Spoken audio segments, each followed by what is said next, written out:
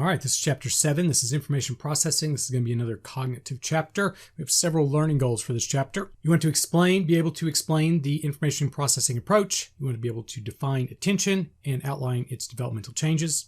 Describe what memory is and how it changes, and characterize thinking and its developmental changes. And finally, define metacognition, we talked a little bit about last chapter, and summarize its developmental changes. The chapter starts off with a story from a teacher and what she says, and it goes back to the last chapter a little bit. Teaching information is great. What you really want to do, though, as a teacher is to teach people, give them the ability to learn how to think on their own, to question, to discuss things with other people, writing, that's good too, to get your ideas on paper, maybe teaching metacognition. Those are the things that you would like to try to help advance in children. You don't want them just to be able to parrot information, regurgitating information. That's not exactly what you're trying to do as a teacher, hopefully anyways. This chapter goes over information processing.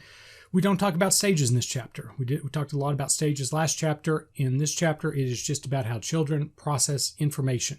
So we'll talk about attention, memory, thinking, and metacognition, and how those things change over time. On the information processing approach, it analyzes how individuals encode information, manipulate it, monitor it, and how they create strategies for handling it. Like the theories from Piaget and Vygotsky, we're not just looking at behavior. What we are looking at is how children think.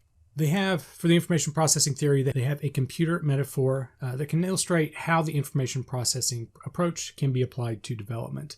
So essentially, this is what they got. They have hardware and software.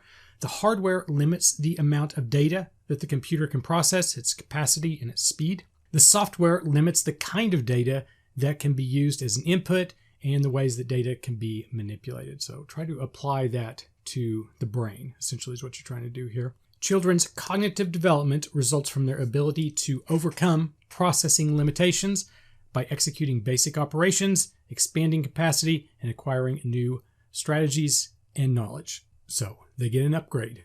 They get a bigger hard drive. They get better software that goes along with that. And so that's what they're trying to get at with this computer metaphor. They talk a little bit more about it with cognitive resources. Developmental changes are likely to be influenced by the increases in capacity and the speed of information processing, and these are referred to as cognitive resources because they have an important influence on memory and the ability to solve problems. Again, kind of using the computer metaphor, if you have a whole bunch of programs open at once and your computer is running really slow, it's low on resources. And the same thing with your brain.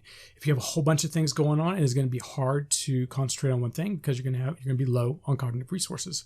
On these cognitive resources, it's both your biology and your experience that contribute to the growth in cognitive resources that you have in childhood on. And going along with this, how fast that you can process information is going to influence what you're able to do with that information. And one of the methods they use to assess this is a reaction time task. And the speed at which you can do these reaction time tasks improves dramatically across the childhood years. And the developmental change in processing speed, like on a reaction time task, has been shown to predict increases in working memory capabilities and complex reasoning skills. Just kind of as an FYI on cognitive resources, these are not just important for kids. They are important for the adults. They're important for you. If your cognitive resources are depleted, you don't think well, you don't make good decisions. So you do want to protect your cognitive resources as much as you can. You just don't want to give them away to people. On these advances in cognitive development, they have some mechanisms for these changes. The first one they talk about is encoding. And so this is the process by which information gets into the memory.